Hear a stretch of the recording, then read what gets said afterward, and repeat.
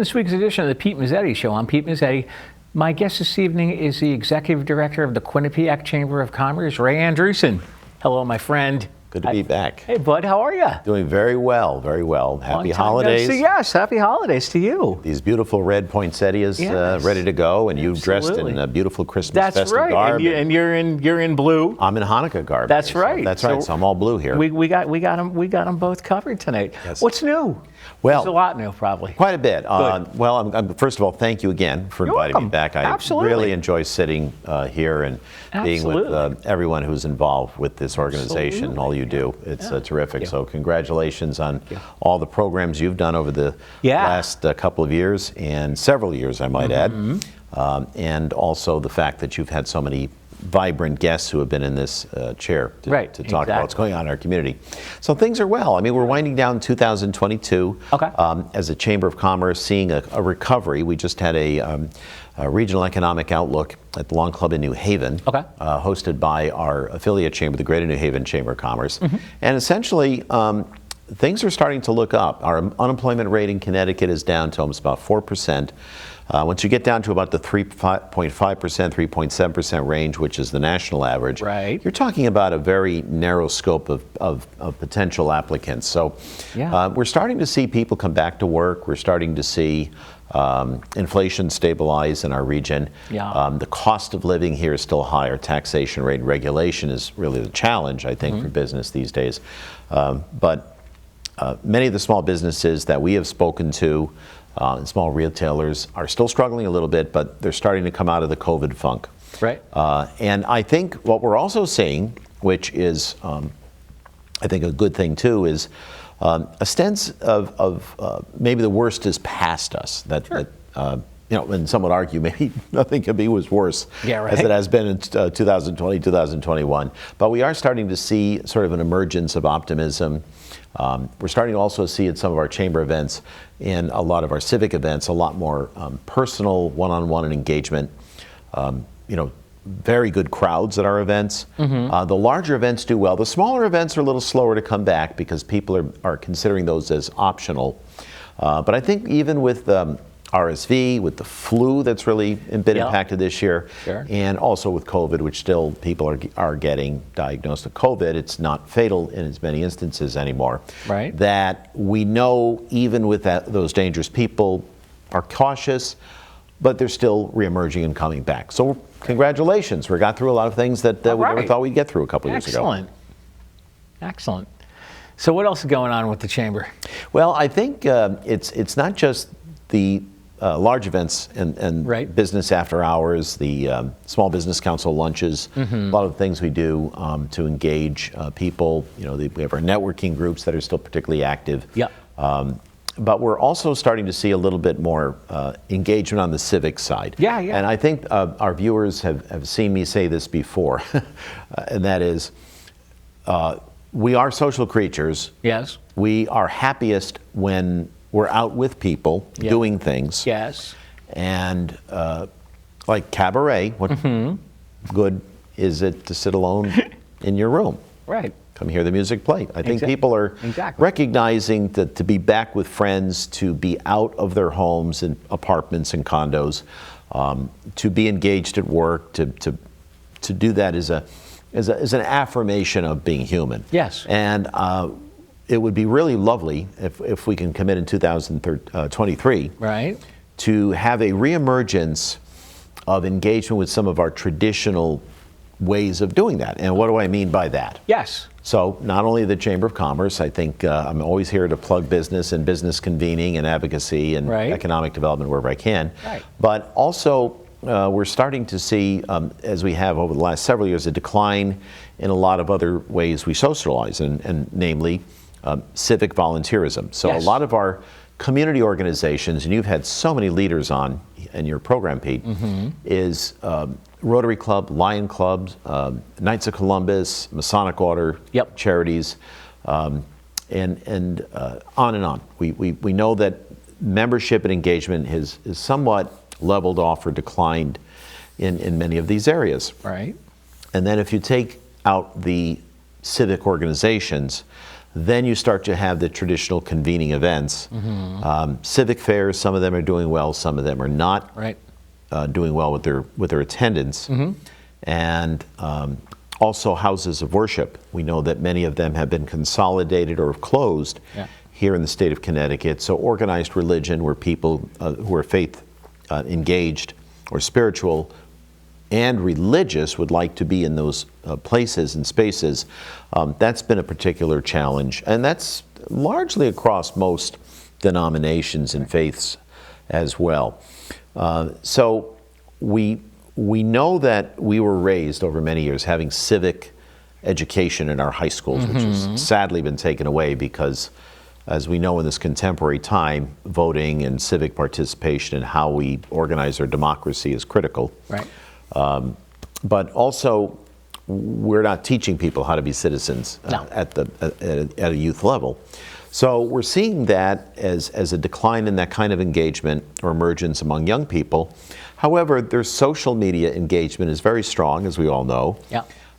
And as they emerge too, they'll club and they'll congregate in select areas. But their civic participation for this generation, millennials and younger, Gen Zs, tends to be down. What also is rising with that, corresponding, and I'm sounding like a sociologist tonight, but it's really what I'd love to talk about. That's okay. Is a rise in identified loneliness, that people tend not to,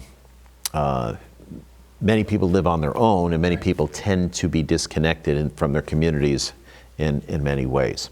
So I think what we've seen at the Chamber of Commerce, what we've seen from our businesses, what we've seen from some of our nonprofit groups and organizations that are sort of the glue that holds a community together, is a lack of that engagement for many people. And it can be very troubling. It can lead to some type of civic disconnect or decay.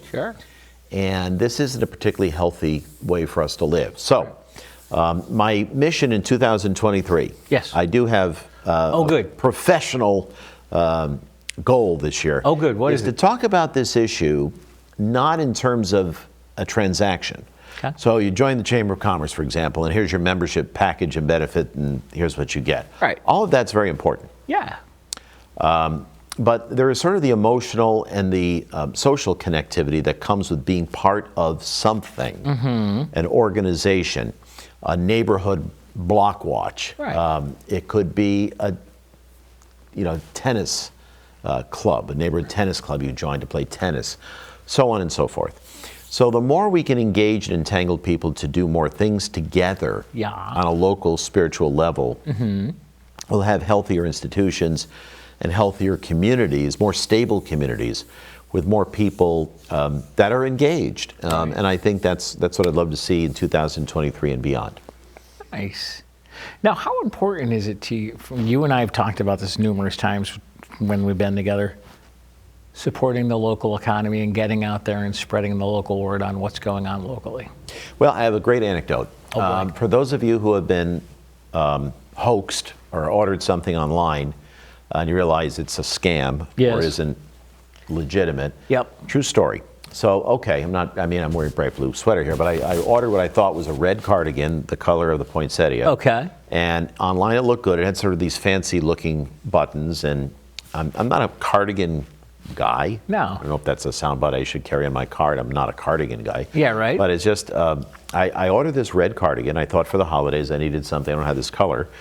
And I ordered it in my appropriate size, medium, and I clicked and I put my credit card in. And the reason I'm bringing this up is this ad for these sweaters, and I've seen other ads came from a company I didn't know anything about, but it was on Facebook. So I hit click, gave them credit card information. Here comes my sweater. The sweater comes. It's extra, extra large. It's got white buttons. That big? The size of ravioli. I mean, they're like, they're ugly white buttons. I mean, they look like silver dollar pancakes at IHOP. There you go. Bright white, and the V, the button started down here. And went up. And only Santa Claus could wear this. I mean, it's hideous. It's like, you gotta be kidding. No label to return. no information about the company, nothing. And it was discounted, theoretically, a cashmere sweater. Yeah. I should know a $50 cashmere sweater is probably... Yeah. So the Salvation Army in New Haven has a Santa Claus sweater, which I donated. There you go. There you go. For the holidays, they can use that. All right. Put to good use, I guess. But I had no way of returning it. So I was scammed out of $50. Oh, no. If I go into a neighborhood store, yes, or if I go to a place where there's somebody who's going to wait on me, who's going to check my size out, who's going to get to know me, yeah, that can't happen. No. Because if they're going to scam me, I know where you live. Exactly. And I think that's the difference, I hope, in 2023, is you support local small businesses, people who provide service to you, whether it's in mortgage, finance, banking, landscaping, plumbing, carpentry, right, where you have licensed people providing you a service, but also in terms of clothing, food, you name it, whatever the service is. If you shop and invest local, you automatically build up a trust factor in your community. If you just hit click because it looks good online, you're going to wind up with a Santa Claus sweater for $50 you can't return because they don't provide you any information on how to give it back to that company. I have an order confirmation. I can get the Attorney General involved with this. But this is happening to people. I'm not the only person who's told me stories like this. The first time for me, and the only time. But it goes to show you that you can't do everything online. No. You can't just hit click and here comes the Amazon truck and here comes the box. Right. And you figured you solved the problem. And by the way, how easy is it to return something, and how aggravating is it to return something that's the wrong size, the wrong color, the wrong product? Right. If you have a store in your street, most businesses take returns these days. Yes. Not like the old days. Yes. It's not cash carry, that's it. Right. Final sales. Your sale is final. So if you engage in your Main Street business, if you try to find a good or a service that is within a couple of communities surrounding radius of where you live, I guarantee you'll find a lot more of what you want. Absolutely.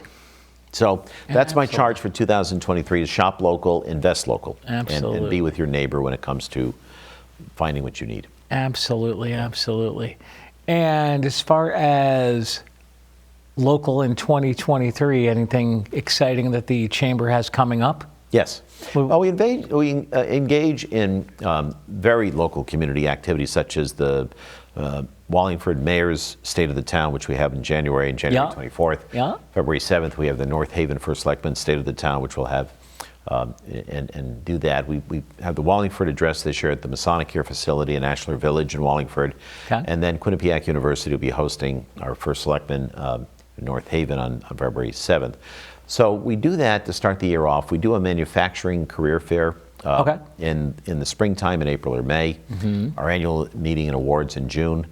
We have a very excellent golf tournament at the Farms Country Club in Wallingford. August 14th is when we have our date set this year. And then we do have our business showcase. Stay tuned on that. Some major changes coming this year, potentially, which I can't reveal yet. And then, of course, in November, we do have, early November, our Women's Achievement Awards, which is always well attended, where we honor 6 area women for their outstanding business investment and work in our community. And our holiday decorating contest, which we just wrapped up as well for this month of December. So there's that. Business after hours, we do them just about every month. A small business council lunch at area restaurants. We bring in a specific speaker, talk about a topic related to small businesses, and we support our restaurants in Wallingford, North Haven, and New Haven, in the region. And of course, networking, which is very important. One-on-one networking. Again, the trust factor of helping out your invested member as part of the Quinnipiac Chamber. And Greater New Haven Chamber of Commerce also has many of these activities. So I've provided you the Quinnipiac Chamber events. Greater New Haven Chamber, which is a 15-town regional chamber, we're part of that as well, has numerous events throughout the year that are coming up. January 12th is our legislative forum with the area lawmakers that Greater New Haven Chamber is doing. Then in February, we're going to be having, late February, a career fair, which we always host. We engage the 6 area colleges and universities in that event as well, and so on and so forth. Greater New Haven Chamber has a bunch of events throughout the year. So that's another way for you to get civically engaged. You don't have to be a member of the chamber to come to our events, by the way. No? Except the only thing you are would be leads, but that makes sense because you need to be part of the have a category or exclusivity to be in a leads group. But everything else is open to the public. You can come to all of our events and ticketed events, large and small, throughout the year. Cool. Greg, would you mind sticking around for another segment? I'm going to be right here. I'll be right here too. We'll be right back. Typically, 40% of all charitable donations are received during the last few weeks of the year. The BBB Wise Giving Alliance urges potential donors to research charities before giving to ensure their generous contributions are going to trustworthy organizations. Watch out for name similarities. When charities seek support for the same cause, their names are often similar. Before you give, be sure you have the exact name of the charity to avoid a case of mistaken identity. Review the website carefully. A responsible charity will include its mission and programs, measurable goals, and concrete criteria that describe its achievements. You should also be able to find information on their finances. Keep in mind the type of work a charity does will affect its costs. Avoid impromptu donation decisions to unfamiliar organizations. Take time to do your research. Remember, responsible organizations will welcome a gift tomorrow as much as they do today. Verify a charity at bbbsgive.org. Where possible, donate to the charity through their website and use a credit card. For more holiday tips from Better Business Bureau, go to bbb.org/holiday. Welcome back to this week's edition of the Pete Mezzetti Show. I'm Pete Mezzetti, sitting here with Ray Andrewsen from the Quinnipiac Chamber of Commerce. Sir, welcome back. Be here. Thanks for sticking around. All right, so we talked about the chamber, and let's open up this segment talking about something that you and I love to talk about. How important it is to support your local community. I know we talked about small businesses a little bit but let's talk about community involvement and exactly what you guys do to support the community with the Quinnipiac Chamber of Commerce. I know recently that you guys did something at Food Share? Yes. Tell me about it. Well, we had a business after hours and a drive as well. We did that back in September. That's right. And Connecticut Food Share is a massive facility in Wallingford. Yes. Where just about, for the region, much of the food that gets distributed to our nonprofit organizations, Masters Manna in Wallingford, local Salvation Army facilities around the central part of the state of Connecticut. Okay. And other food distribution places, churches, pantries, so on and so forth, comes from Connecticut Food Share. Right. And it is a big warehouse. I have seen it, and it's a big freezer as well. I don't think I've ever been in as large a freezer or will be again in my life. Yeah, right. It's a lot of ice cream. Oh, absolutely. It's wonderful. But I think what I saw from that event, and we had a fairly large, several dozen people came out to that business after hours, September 13th, is people are interested. When they come and they tour a facility like that, they say, I think I'd like to get involved in a food drive as well. Right. In my business, in my other nonprofit organization that I'm in. Right. So that kind of engagement leads to further engagement. It sort of snowballs that way. And I think that it not just doesn't have to be Connecticut Food Share. Whatever your passions may be, if it's the environment, if you'd like to get involved with Save the Sound, which is also a chamber member in New Haven, and do cleanup work along Long Island Sound and our estuaries, get involved with environmental issues.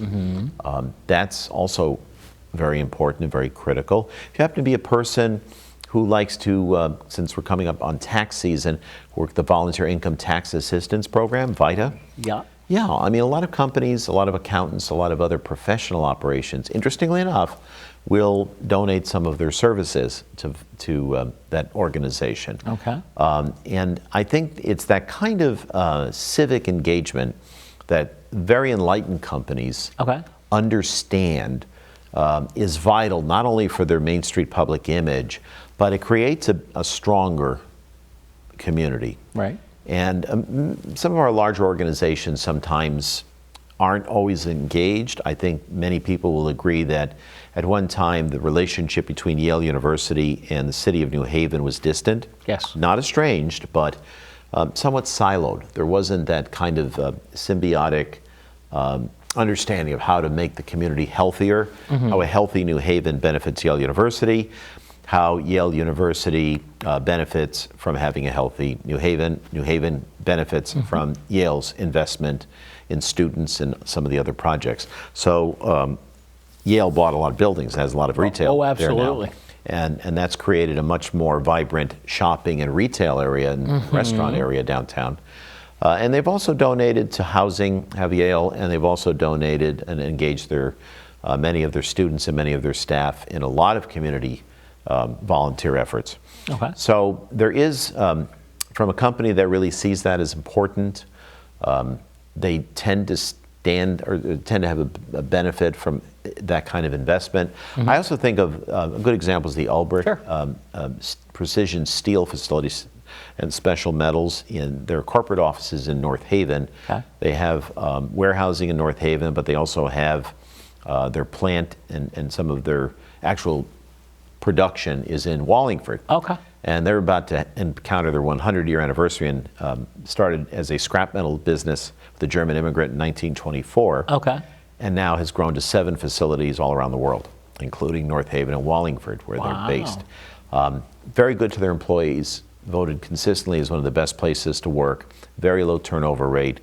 They pay well, they invest in their employees, but they invest in their community. So if you walk into the Wallingford Library, the children's room is benefiting from a donation and philanthropy from the Ulbrich family. Ulbrich Steel is involved in philanthropic efforts all around Wallingford, North Haven. They've established at one time the Ulbrich Boys and Girls Club, which is now merged with the New Haven Boys and Girls Club. Okay. And they are engaged with a regional effort for boys and girls. I cite them as a great example of corporate philanthropy, but also Main Street investment. So they see the fact that they pay their people well, they treat them well, they train them well, they invest in them, they stay. Low turnover rate, great for strategic planning and local and overseas operational investment, because when you have a stable company that sees that as their vision, they have a better community with better infrastructure, more attractive for recruiting out-of-town workers as well who want to live there. If you have a good town and a good business, you want to stay there. Absolutely. And if you don't have a very healthy community, but you may have a company that's good on the bottom line, you might find yourself not attracting people to that town. Right. So I would encourage people strongly to look for those places to work, but also I would encourage business owners and other leaders in our community to see that type of investment as key and critical to the health of their individual towns, but also the state as a whole. Absolutely. Now explain, we've got a few minutes left, but explain to us about the way that you guys are partnered with the New Haven Chamber of Commerce. Sure. So the Greater New Haven Chamber of Commerce, fun fact for anyone who wants to write this down tonight, is the third oldest Chamber of Commerce in the United States. I knew that.